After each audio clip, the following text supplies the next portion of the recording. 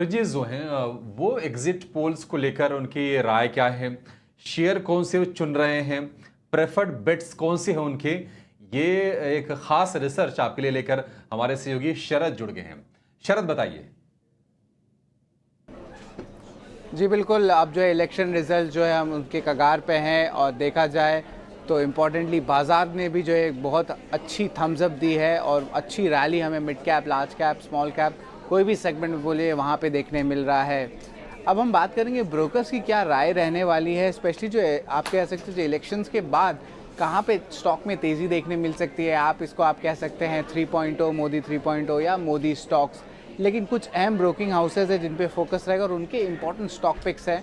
यहाँ पे largely defence PSUs पे ज़्यादा फोकस है और आप देख सकते हैं सीएलएसए के पिक में HAL, Adani enterprise, ONGC, NALCO और भारत फोर्ज जैसे स्टॉक्स हैं। वहीं अगर हम नोमुरा की बात करें तो यहाँ पे थोड़े बैंकिंग नेम्स भी हैं जैसे कि एसबीआई और आईसीआईसीआई बैंक। इसके अलावा इन्फोएज, रिलायंस और उनो मिंडा ये भी इस लिस्ट में शामिल होते हैं।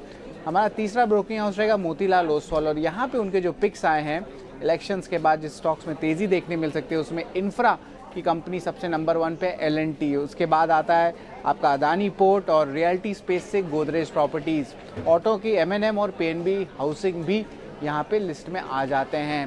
हमारा चौथा ब्रोकिंग हाउस जो फोकस में रहेगा वो है इन्वेस्टेक।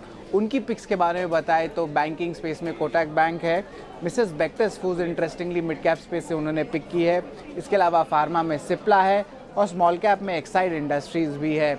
आखिर में लिस्ट में टू व्हीलर स्पेस में बजाज ऑटो भी शामिल आते हैं। तो बहुत एक इंटरेस्टिंग मिक्स देखने मिल रहा है, डिफेंस का, पीएसयू का, कुछ ऑटो सेगमेंट का भी। बट ओवरऑल एक बहुत बुलिश नज़रिया ब्रोकिंग हाउसेस को देखने मिल रहा है क्योंकि आगे जाते हुए कंटिन्यूटी ऑफ पॉलिसी भी रहेगा। उसके कारण जो है बाजार में जो एक अच्छी जो है मूवमेंट और प्रीमियम देखने मिल रही है।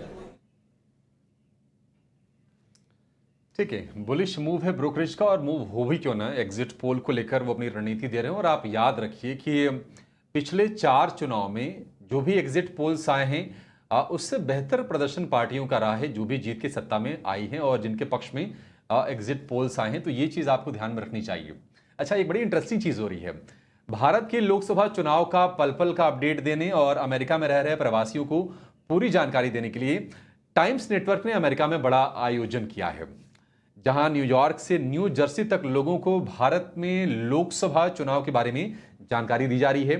डिस्प्ले वैन के जरिए लोगों को अपडेट देने के साथ साथ नाच गाने, क्विज और मनोरंजन की व्यवस्था की गई ताकि अमेरिका में रह रहे प्रवासियों को देशभक्ति के रंग में डूबने का मौका मिले।